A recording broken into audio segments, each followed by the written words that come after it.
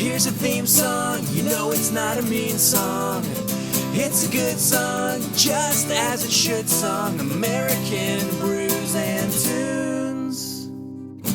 Shibbity beeby dow. And we're here. Wow, we're back. Imagine This is amazing. This is amazing. It is. This is also episode 111 of American Brews and Tunes. 111. Thank you all for coming to my 111th birthday. That's all I could think about. Yeah. Whenever you said 111, I was like, 111th birthday. Oh, good old Bilbo. I just rewatched Good old Lord of the Bilbo Rings. Baggins. Really? Like Yeah. the extended versions? Yeah. Well, Nice. Actually, no. I think just the regular versions. Oh, okay. I don't know, they're still really long. Have you ever tried to watch all three of them back to back to back to back? Or I guess just back to back to back? I have not. It's a chore. It is a chore, yeah. It's an undertaking. Yeah. You have to be willing to sit on a couch for 12 hours. And that's just regular, Which, right? Or is that extended? That's extended. Okay. I don't even think I've sat through an entire extended movie in one sitting. Yeah. I mean, I have, just because I like those movies a lot, but... Maybe I'll come back and give it a try. Who knows? Yeah. Anyway, But that was a tangent. This is American Brews and Tunes. Yeah. My name's Stephen Johnson. My name is Jesse Titus. And we have a free-form episode this week. Oh, We're just gonna talk about one topic, not really review any albums or anything. We will review a beer, but this week we're going to be talking about the Grammys. Yeah. Just in general. Just in general, yeah. Our thoughts on them. If we ever want to talk specifically about like the current Grammys, we'll make another episode. But this is just about the Grammys and what we think about them. Yeah. Yeah. There's a lot you could say about the Grammys, I suppose. There is, yeah. Or not a lot, depending on who you are. Who knows? But before we get into that, let's talk about some beer, shall we? I'm excited for this one. This week, and I feel like it's been several episodes since we've reviewed anything, more than several episodes since we've reviewed anything from this brewery. One of our favorite, if not our favorite, Nashville local brewery. It's Bearded Iris again, and we are reviewing the wet hopped triple Homestyle. Yeah, so they have a regular Homestyle. When we did that two-part episode, yeah, we reviewed the regular and the double on the two Bon Iver episodes. We had those back to back. I can't remember if we had the regular triple Homestyle, but the Homestyle is their flagship. Is this different than a regular triple Homestyle? It is very different from a regular triple Homestyle. Because in the regular triple Homestyle, I just believe it's a ton of Mosaic hops. On this one, it says double dry hopped Mosaic Cryo, and Frozen Citra. Frozen Citra. What are those last two you're wondering about? I am, Steve. I am wondering about those last two. Well, I've got a description here provided by Yakima. What is this called? Yakima. Well, it's some company that sells hops. It's a big hop distributor. But here's what they have to say. All right. Developed by Yakima Chief Hopunian Cryo Hops. And then there's a number after it. Represents the most innovative technology in hop processing. It uses a proprietary cryogenic separation process which preserves all components of each hop fraction, producing two simultaneous co-products, Lupu LN2 and debittered leaf. So that first thing, the Lupu and LN2 is the concentrated lupulin of whole leaf hops containing resins and aromatic oils. It's designed to provide an intense hop flavor and aroma, enabling brewers to dose large quantity of hops without introducing astringent flavors or vegetative cone material. So it's twice the resin content of traditional whole leaf and hop pellet products and should be dosed at approximately half the amount in weight. So it just sounds like a really intense, amped up version. Huh. And so that's pretty cool. That's in a pellet form. Okay. Now, the frozen Citra is not in a pellet form. And this is something brand new. It's frozen fresh wet hop. So for those of you who are unsure, I believe we've talked about this in the podcast before. Wet hopping is when you take the actual hop flower and you add it to the beer. It's tough to do because you harvest hops only once in a year. So it's like in late summer or early fall when you can actually have a beer that's been wet hopped. Yeah. But here, they froze them, so you can have them anytime. You can have your hops wet anytime. Wow, that's pretty cool. Yeah, so it's they go ahead and freeze these hops, and here's someone's description of it from WashingtonBeerBlog.com. And this is a direct quote. It says, "I'm told this is a simplified version of the process, but is one I can share. Before you get all smarty pants, this is a totally different than cryo hops. It's a completely different process. Producing cryo hops involves sub-zero temperatures and deconstructing the hop flowers. This new process does not. The hop flower remains in their whole cone form." Ooh. Ooh, whole cone. Now, if you ask Gordon Ramsay, he would say frozen is never as good. But it's new. They also in this case, they went on in this article to say they don't know if this is going to be like a permanent addition to like hops that people can buy and add to beer, or if it's just like an experiment. Right. But okay, I'm all for it. Yeah, why not? Yeah. Why wouldn't you want to have frozen or to be able to wet hop whenever you well please? Exactly. That's my thoughts. This beer, it's worth noting, was a special release for Bearded Iris's 5th anniversary. Happy birthday, Bearded Iris. Yeah. HBD. BI. So let's say we crack these cans and give them a pour and smell what we can smell and see what we can see until we taste what we can taste. And then taste what we can taste. Yeah. All right. Automatically, I smell it. Yeah. I'm not even holding it close to my nose, and it just it kind of filled the room. The scent just bursts forth. Yeah, it is really from within the can. It's really bursty. Now, mine doesn't look as hazy as I was anticipating. No, it doesn't look hazy at all. I can see. I mean, there's a little bit of a haze, but it's slightly hazy. I wasn't able to fit my full can into the glass, so perhaps there's some sediment in the bottom that'll same knock it around. But yeah, I'm guessing that there probably is. Yeah, but it's not like these cans have settled. It was canned on February 19th, well less than a month ago, like 2 or 3 weeks ago. So it's very fresh, but it's not as hazy as some of the double or regular Homestyles that we've had. No, but I'm interested to see if it's going to taste. Well, I assume it's going to taste different than like a double Homestyle, but I would assume so too. It'll be interesting to see how different it tastes, though. I would say I don't think it's as pungent as I was expecting based on the description of the hops, but it's definitely that nice, like juicy, but with a little bit of a pungent punch in there. It's kind of smells nice. Yeah, just on the nose, you can really kind of pick out like the scent of hop. Yeah, of hops. I mean, smells nice. Let's say we give this a cheers. Let's give it a cheers and a try. As we always say on American Brews and Tunes.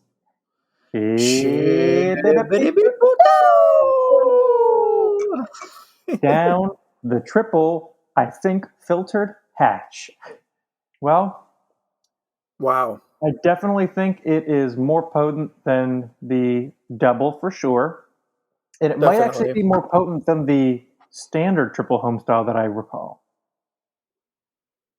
Yeah, I mean, from what I can remember about that beer, it definitely is. Yeah. And this does clock in at a whopping 10%. A whopping 10%, man. So this is not a sessionable beer by any stretch of the imagination, unless you're Andre the Giant. Unless you're Andre the Giant, yeah. What's the story about him? He drank like a 30-pack of beer in like a 1.5 hour car ride. Oh my gosh! And was fine. That's so ridiculous. What a crazy guy. But he was huge. He was huge. What's that disease? Giantism? Something like that. There might be a specific name, but I believe giantism or something is one of the words for it. a general term for it, Yeah. where someone just keeps on growing. Yeah. This is a And good beer, growing. though. I really like this. Yeah, it's really nice. The hop flavor is like not overpowering, but it still feels like a triple Yes. IPA. Yeah, it's got the backbone to, for lack of a better word, back it up. Yeah, and I don't think that it's well, it's definitely not as hazy, but it doesn't taste like a West Coast style or something like that. No, I don't think so either. It's definitely juicy, like you'd expect from a New England style. Yeah, Just kind it's of tasty. beefed up. I like it. Yeah. As always, if we think the flavor profile changes as it warms up, or whenever we end up adding whatever's left in the bottom of the can, and something changes, we'll let you know. Otherwise, let's go into Grammy season, shall we? All right. So just a little. We'll start off with some background on the Grammys before we get into any of the thoughts that we have on it. Okay.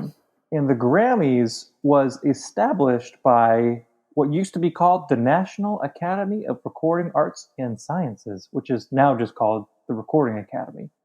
According to Wikipedia, that is an American learned academy of musicians, producers, recording engineers, and other music professionals. So that's kind of vague, but it is what quite it is. vague, yeah. So who are all those people? I don't know. A bunch of Who knows? Nobody knows. fat cats. I don't know. They know, guess, yeah. apparently. But they got together and established the Grammys. Or I'm sorry, the Academy was established in 1957, but the first Grammys was held in 1959. Okay. How does that compare to like the what's the one for movies? Movies is the Academy Awards. Didn't those start in like the 20s? Yeah, Academy Something like Awards that? are much older than the Grammys. Okay. You want to know why they decided to have the Grammys? Sure. Because I'll tell you, from the history section of the Wikipedia page of the Grammys, Oh, okay. this is what's going to happen for a lot of this history stuff. I'm just going to read quotes from Wikipedia. So it's Yeah, that's probably fine. true. Most likely. The Grammys had their origin in the Hollywood Walk of Fame project in the 1950s. As the recording executives chosen for the Walk of Fame committee worked at compiling lists of important recording industry people who might qualify for the Walk of Fame star, they realized there were many more people who were leaders in their business who would not earn a star on the Hollywood Boulevard. The music executives decided to rectify this by creating an award given by their industry similar to the Oscars and the Emmys. So they were trying to figure out what to call it. One working title was Eddie, to honor the inventor of the phonograph, Thomas Edison. They eventually settled on using Grammy as a tribute For the gramophone. Emil Berliner's gramophone. Okay, interesting. Funny that they didn't call it a Grammo. A gramo. Because it's not a Grammy phone. Yeah, it's a gramophone. Yeah. Come on, people. I guess Grammy does sound better than Gramo. Yeah. And I guess it is worth noting that there are a ton of other music awards in the world. Yeah, that's but true. The Grammys are the big one for some reason. I don't know. Maybe it's one of the longest standing. It's definitely probably just because it's the longest standing. Yeah, it's the most revered or well respected. Because what are the other ones? You have the Dove Awards. Dove Awards for Christian music specifically. It's Country Music Awards, the CMAs. Right. There's like the MTV Music Awards. They all have their own things. The Music Video Awards. Like there's all kinds of different things. Right. What's the one in Canada? Is it the Junos? Or is that a movie? I don't know. That sounds like it would be a movie for some reason. I think the Juno Awards are but nonetheless, I'm the Grammys are the biggest guessing though. Yeah, Grammys are the biggest. Yep. Yeah, but it's quite an interesting thing. And yeah, it is. How do they pick the people who win their awards? You might ask. I have a question, Steve. What's your question, Jesse? How do they pick the people who win these Grammy Awards? Well, I myself do not know, but Wikipedia knows.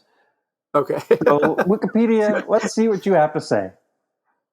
Media companies registered with the National Academy of Recording Arts and Sciences and individual members of the, and then that whole national, whatever that recording industry is called, may enter recordings for consideration.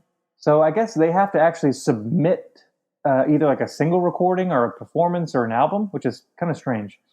Entries, Okay, so they don't. it's not They just don't just everything. like.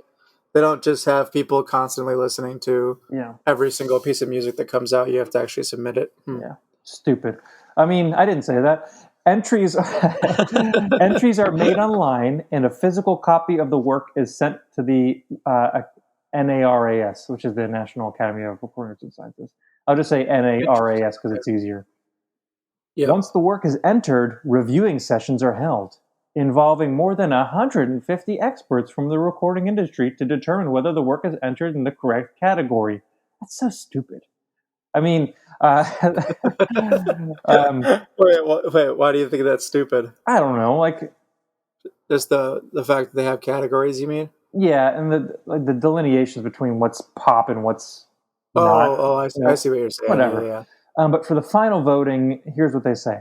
After nominees have been determined, final voting ballots are sent to the NARAS voting members, who may then vote in the general fields and are no more than 9 of the 30 fields, which is strange. You can only vote for 9.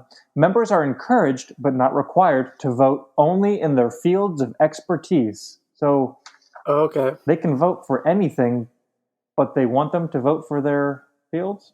Strange. Yeah. So I guess people who are more well versed, like if say it's a producer, and they're really well versed in producing like hip hop. Yeah, or an They engineer, probably, like an engineer who's like versed in that style. or a classical composer, vice versa. Yeah, they generally want them to just stick to their what they're good at. But Stick to your camp. but they don't like hold them to it. So like, say you're a Yeah, live you could. like you're a live music engineer, you can vote for the classical instrumental chamber orchestra. Right. Yeah. You know, it's strange. But this is what they've decided. Let me continue. Ballots are All right. tabulated secretly by the major Ooh. independent accounting firm, blah, blah, blah, blah, blah. It's some, I'll By an try to accounting pronounce firm? it. It's a weird word. It says, Okay, go for it. Delite Touche Tohamatsu. It's a company Okay, that I don't cool. really know. Following the tabulation of votes, the winners are announced at the Grammys. And then they get into some more specifics, but I don't need to mention that. Yeah. And here's one last thing I wanted to mention, another quote that's on the Wikipedia page.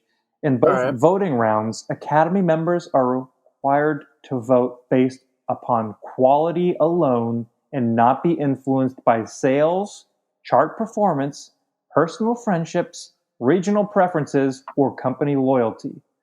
Which all makes sense, but I don't know. There's some questions. That makes me go, Yeah, I know. I wonder. Yeah, because I think there's definitely some people who may not hold to that rule. Yeah. I mean, you have to assume so, right? Yeah, but you think there's like, so you assume that there's some controversy? Controversy? You think that happens, Jesse? Do I think that there's controversy? Or as Yeah. you said, controversy? Yeah, that's how the Brits say it, I believe. Do you think so? Hello. Controversy. Did you Hello, notice what goes on over in America? They got that controversy on the Grammys. Have you ever heard of the Grammys? Yes, there's quite a lot of controversy. Controversy, I think is how they would say it, Steve. Not controversy. Maybe that's Australian. Controversy. Crikey. Crikey. That's a mighty We're here crazy controversy. We're down under, and they're up above with that controversy. It's winter here, but it's summer there. And there's some So much controversy.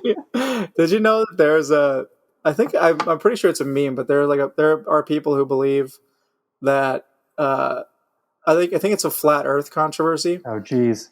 They believe that Australia does not exist, and all the people who they send people there. The government sends people to this country called Australia, quote unquote, because they're trying to hide the fact that the Earth is flat. So anyone who finds that out, they get sent to Australia. Oh, it's your punishment for discovering the truth. They got to keep them quiet. Yeah, not keeping quiet. Yeah, Kind of like. I Did you ever read 1984?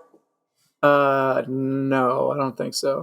Well, once he kind of discovers what's going on with Big Brother, he gets sent to a prison or interrogation. So kind of like that, when you discover the truth, they need to lock you away. Yeah, I should that's say ridiculous. that. I should say that I'm not.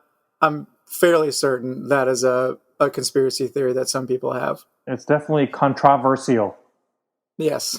Anyway, enough about controversy, flat Earth, and Australia. Side note: I did pour the rest of my beer in, and it is much more cloudy now. Okay, yeah. Yeah. I also had the same experience. But back to You controversy. You can see a lot of sediment in it. At least I think that's sediment, unless can? that's unless those are bubbles. No, I think that's sediment. I see a little bit of both. I think I can see some suspended sediment. Yeah, It's kind of just suspended, real nice like. it is. Apparently, yeah. that's a good thing. I don't know how you accomplish that in a beer, but it's I wonder. desirable. I wonder if that's because of the new way they did the hops. It very well could be. It very well could be. Anyway, How about some recent controversy in the Grammys? okay, yeah. On the Lay it controversy on me. section of the Wikipedia Grammy page, here's what it has to say. Recording Academy CEO Deborah Dugan was placed on leave after a complaint of bullying from a member of the staff. And this is according to an anonymous New York Times source. On She January, was bullying somebody. no, she complained. Oh, that she was getting bullied. Is that what you're saying? Well, it says, I think there was a complaint from an anonymous staff member that she was bullying somebody. Oh, okay. And this was on January 16th, 10 days before the 62nd annual Grammy Awards. Ooh. So a little over a year ago. Dugan had lodged a complaint internally alleging a broken system of voting that was subject to conflicts of interest and spending that was unnecessary. On the nominations for the 61st annual Grammy Awards, Dugan stated that the voting process was an, quote, outrageous conflict of interest, end quote, with several nominated artists sitting on the voting board of their respective categories. She claimed that, quote, one artist who initially ranked 18 out of 20 in the 2019 Song of the Year category ended up with a nomination, end quote. She also claimed that a few artists like Ed Sheeran and Ariana Grande had the votes to be nominated for the category, but were ultimately omitted. Really? That is suspicious. It's super suspicious. And That sounds like she's the controversy CEO. to me. Controversial. Or at least the former CEO? Yeah, well, it seems Or like at she one was point put in time on CEO. So I feel like she has a pretty good idea. pretty good handle on it. What is, like, that doesn't... She doesn't gain anything by saying that. In fact, I think she has everything to lose by saying that. Yeah, it seems like she would have everything to lose because, I mean, that's if she is high up in the company, then Like a board could vote her out or something, I'm sure. Yeah, I'm sure. She could be fired, or maybe she was fired. I don't know. Yeah, I didn't. I only screenshot it, so I can't click on the link. But you guys can look it up and determine for yourself. I don't want to leave. I've got more quotes to read. All right, go for it. But so we all know that, and I think there are more and more artists who are becoming aware of this and are kind of, I don't want to say like, and I think I'm using the correct term, denigrating the Grammys. Yeah, I think you are using the right word. But there are some artists who kind of realize that maybe it doesn't hold as much weight as everyone thinks it does. Yeah. So Bon Iver, Bon Iver, he was one of the people who had something to say about it. Okay. Here's what he said. Well, here's what Wikipedia says, and then I'll let you know when his quote comes in. Bon Iver subsequently, and so I didn't screenshot it, but before he ended up winning these Grammys, he had mentioned how he doesn't really care for them, and he kind of is confused why all the people nominated think that that these awards are coming from the music gods who are all knowing.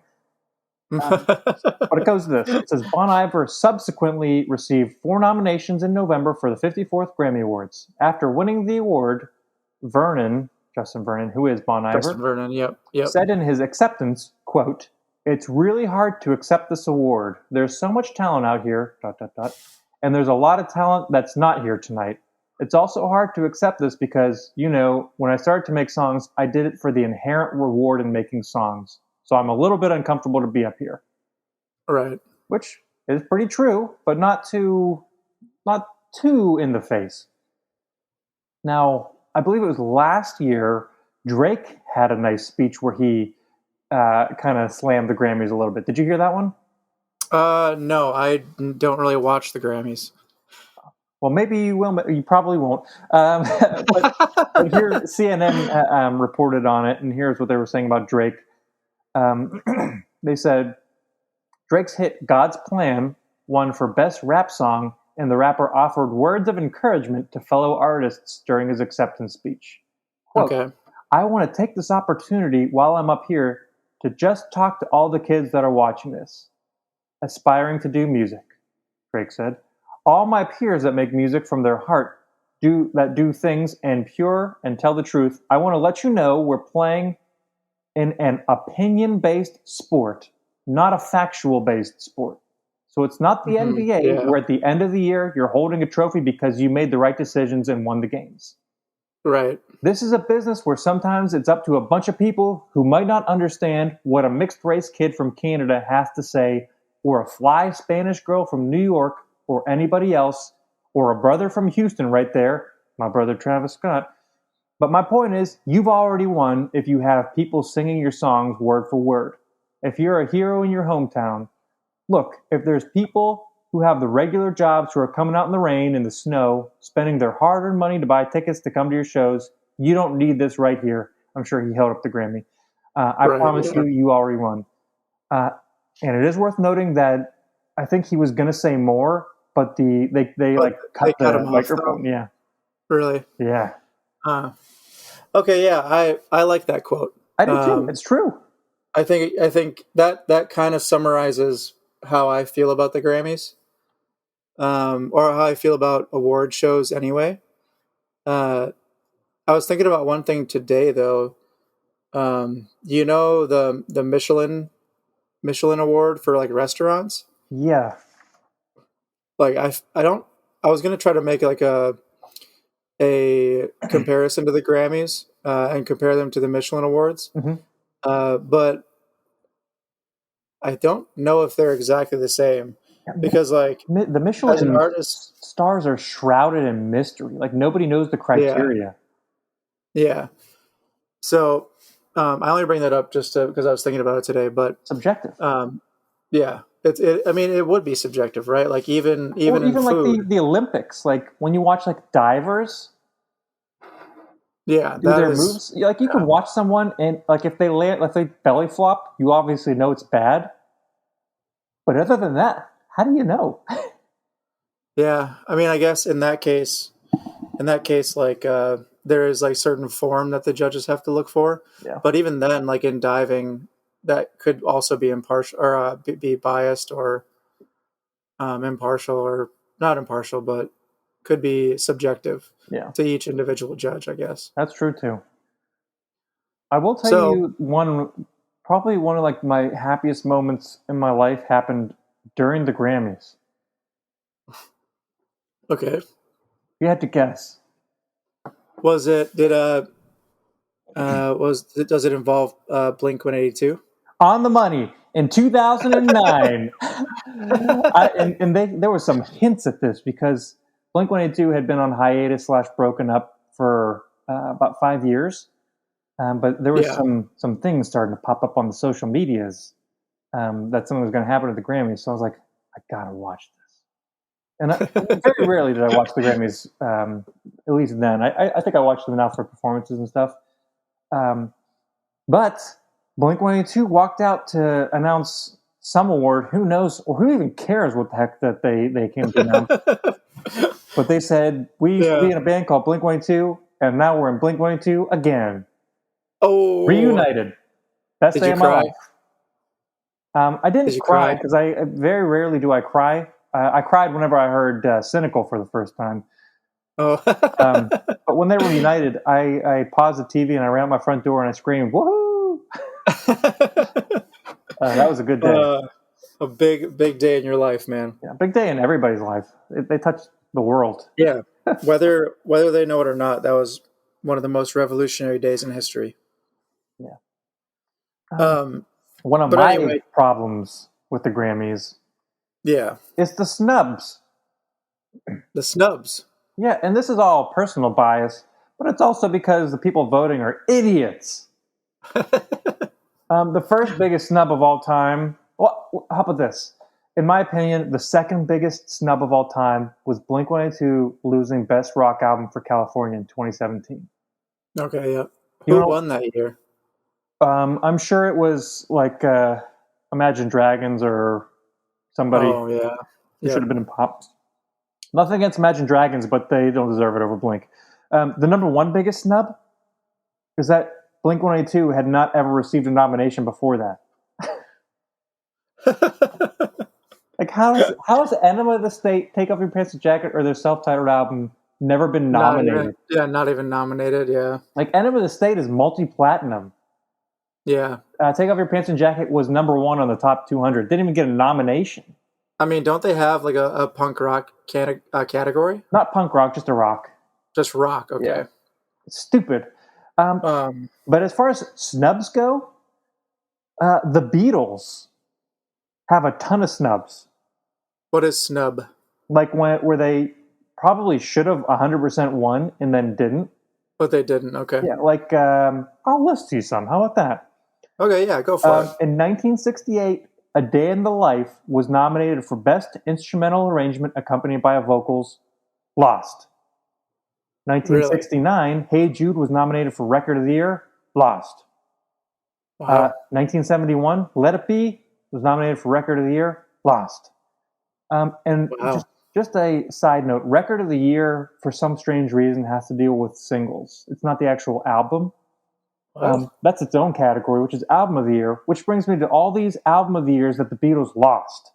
They lost on Revolver, which is revolutionary, literally. Yeah. Literally. Yep. Help!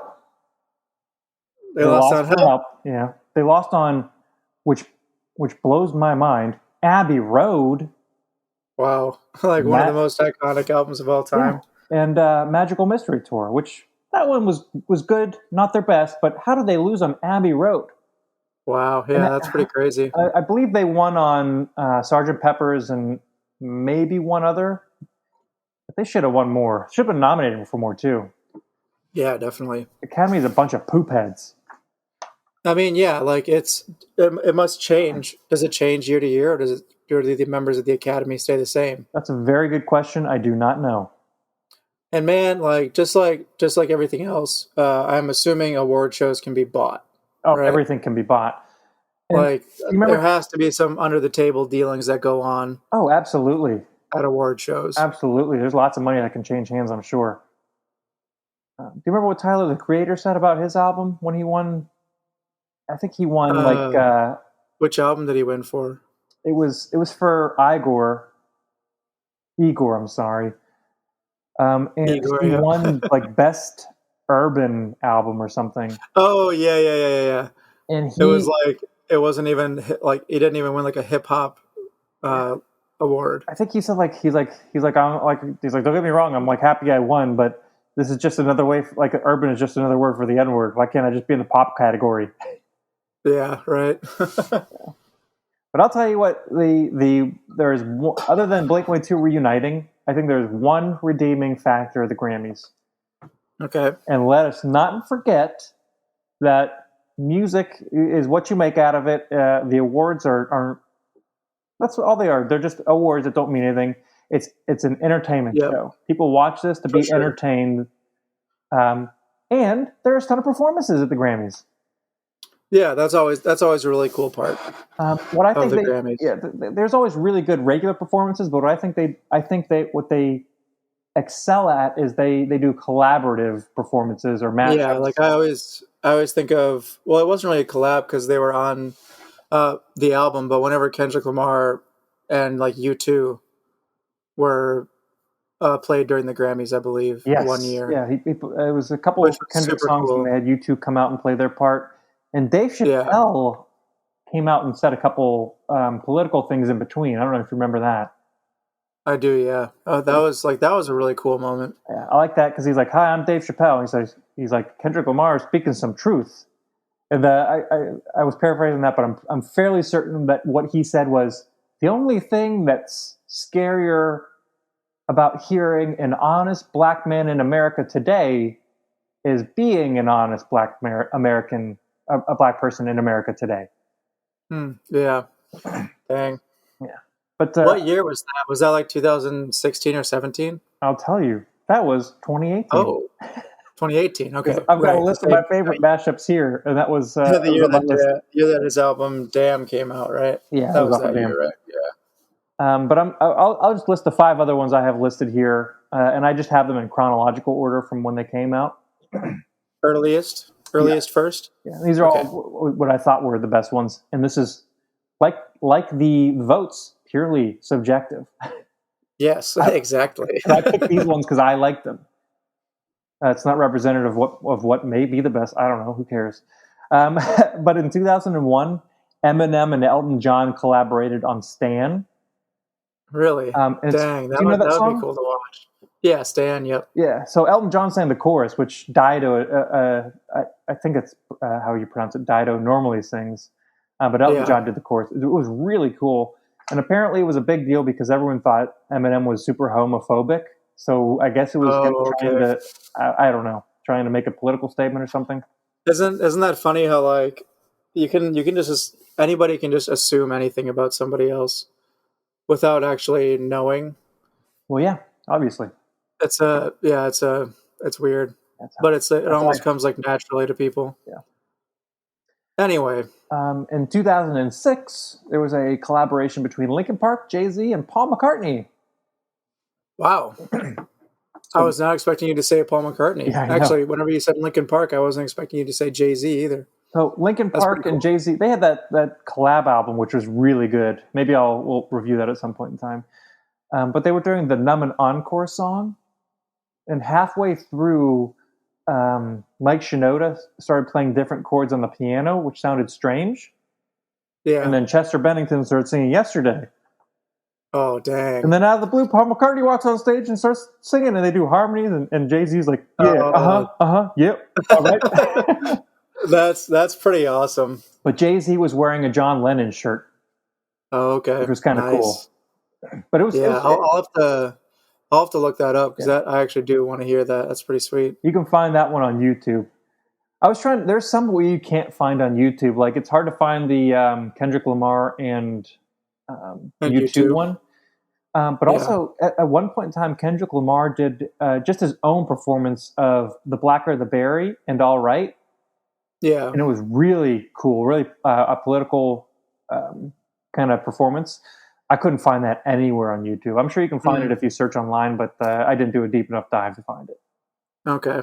But moving on, one that I don't know if you've seen or not, but in 2009, Radiohead played 15 Step with the USC marching band. Really? It was really cool, yeah. That's pretty sweet. So the only people from Radiohead I think that were there was Thom Yorke and Johnny Greenwood playing guitar. The rest of the music came from the marching band.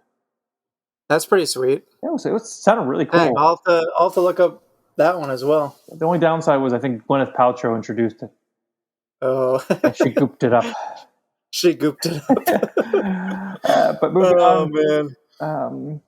In 2014, Kendrick Lamar did a collaboration with Imagine Dragons. Oh, really? And they put together Radioactive and Mad City, and it was really, really cool. Yeah, that's also sounds pretty cool. Yeah, have you ever heard that one? You mean like the collab? No. Yeah, I've heard each song individually, but not the collab though. Yeah, I know you've definitely heard them both individually, but put together, they really work. Huh, nice. Taylor Swift was out in the audience just swifting it up. Swifting it up. There was one video that Taylor Swift was on. I think it was on her personal Instagram where she was rapping to the Backseat Freestyle one. Remember that song? All my life I want money and power, respect my mind. Oh, yeah. I think she picked a section of the song where there was no curse words and she was just Eiffel Tower. Yeah. Also in 2014, there was a collab between Macklemore and Madonna. He did Same Love and she did Open Your Heart. But while it was going on, Queen Latifah, I guess she's an ordained minister, she performed 33 wedding ceremonies. Really? Yeah, and apparently it was for gay and straight weddings, so it was a That's pretty cool. Yeah. I don't know if you saw that one, but there was a whole ton of people that got married while they played this song on stage. That's pretty sweet. That's a good story to have. Yeah, and it makes sense based on the song. Yeah. And the last one I had noted down was the Kendrick and Dave, U2 and Dave Chappelle one, which was awesome. Yeah. Yes, very cool. What a great band! Kendrick Lamar, what a great rapper. I mean, yeah, they're both great, and they both deserve to be heard. And neither of them need a Grammy to have any value. They don't need a Grammy to have value. And speaking of snubs, one of the biggest one that people always talk about was I can't remember the year. It must have been 2012 or 2013. But Macklemore's first album, The Heist, which we reviewed, won over Kendrick Lamar's Good Kid, Mad City. Oh, really? Yeah. Wow. In my opinion, I think Kendrick probably should have won. Yeah. But takes nothing away from Macklemore's. Like, when I read people's quotes, they talk about, like, they make it seem like Macklemore's album was terrible. Right, yeah. I mean, it was still... And you can't it was still in the running. And I think Macklemore even mentioned, he's like, oh, man, Kendrick deserved this award. Really? Yeah. But, it's that kind of thing where it's, how do you compare? Yeah, exactly. But I think the biggest snub behind all the Blink-182 snubs was Mac Miller not getting his posthumous Grammy for Swimming. Yeah, yeah. I was just about to mention that. Yeah. That seems like the most recent one where it seemed like Mac Miller probably should have won. That was snubbed up. Yep. Those mother snubbers. Mother snubbers. But I mean, that goes back to with how I generally feel about awards. Yeah. That the awards really don't matter. I mean, especially in music. Yeah. Like, because music is so subjective, and you like what you like. Like, a lot of the bands that we listen to are never going to be mentioned in the Grammys. Yeah. But that doesn't mean that their music has less value or is worth less. Yeah. Like, if you win a Grammy, if you're up for nomination, that's great. But I don't know, don't be a musician just to win a Grammy. Yeah, like a Grammy award definitely means something, and if you win, that's a huge achievement and accomplishment, and good for you. But that's not the standard, and that's not what defines success. Yeah, exactly. Yeah. So it's in summation, for what I think, it's a fun thing to watch. If your favorite artist wins a Grammy, cool. If not, who cares? Yeah. Otherwise, don't be heartbroken. Yeah. Don't be heartbroken if your favorite artist does not win a Grammy, because it doesn't mean as much as a Super Bowl trophy or or like an NBA title or an MLB title. Yeah, and even those are just super. Yeah. Well, it is what it is. Yeah. Anything can hold the weight that you want to give to it. But the Grammys are, like I said, it's an entertainment money-making machine. So they're getting you there for the views. It's fun to watch the performances. If you don't want to watch it, but you're curious, I'm sure you can watch them the next day when somebody pulls out the highlights. Yep. Post something on YouTube or something like that, and you can just watch it then. Yeah. Any other thoughts on Grammys? No, I've pretty much said everything I think about it. I don't really care about them, but I thought you brought up a good point though, that the performances are really cool though. Yeah, and are always interesting. So I was going through. I probably watched like 20 or 30 performances today, and there's a ton that I didn't even list here. Like There was like Jennifer Lopez did a collaboration with Prince. Oh, that's pretty sweet. Like just all kind of stuff that you typically wouldn't expect to see happens. Like it's really cool performances. If my last thought, I guess, is I wish they didn't hold as high of a place in like people's minds. Yeah. I guess because like even whenever if someone's just randomly looking at like a record store or like at a CD like through CDs and they see Grammy award winning artists, like they must be good, like I'll definitely check them out, and they might overpass less known artists, when that less known artist could be better, or could be like 10 times better, or not 10 times, but could just be better, or like more of what they're looking to listen to. So I wish that they didn't hold as high of esteem as they do in the music industry, but unfortunately they do. When you think about it, like some of the best things come from independent artists. Yeah, that's very true. As well as movies and all the other arts. So it's just something that it's a construct. How about that? It's a construct that doesn't. Yep. It just holds the weight that you want to give to it. And most likely it's full of controversy. Controversy. People buying Grammys, most likely. Mostly buying Grammys. Maybe. I don't know. There probably is some dirty business going on with the Grammys, but yeah, as I've already stated, I don't care about them. Fair enough. What are your thoughts on this beer? It is delicious. I think so too. I think it's been very consistent throughout this episode. Yeah, it definitely has been. You still really get like those nice pungent hop flavors as you're getting down to it. As it warms up, it still has that really nice floral hop taste. Just all around a great beer. I do think it's not as juicy or as on the nose New Englandy as the double or single Homestyle. Yeah, definitely. It definitely is not as juicy. It's definitely not as like thick. But I think that was thick is a good word. I think it was to punch up the hops. Yes, and I think they did a fantastic job. Yeah, great beer. Yes, very, very much so. It's so good. Yeah. So looking forwards to next week. We don't have anything currently scheduled, but we're looking at doing a 2-part episode in the near future and doing a Lord of the Rings music episode in the near future. Yeah, we're gonna try to sprinkle in a lot more free-form episodes like this, where we don't like review an album, but we still talk about something that has to do with music in general. Yeah, so we'll have something for you. Yeah, it'll be something. It'll be something good. And we will also if you have reviews as well. But just not every single week. Every single week's not going to be a review. Yeah. So if you have comments about the free-form format, if you like it, or questions, let us know. Hit us up on social media, American Brews and Tunes, or email us at americanbrewsandtunes@gmail.com. That's right. What say you that we finish this brew? Yes. Let's. As we say, American Brews and Tunes.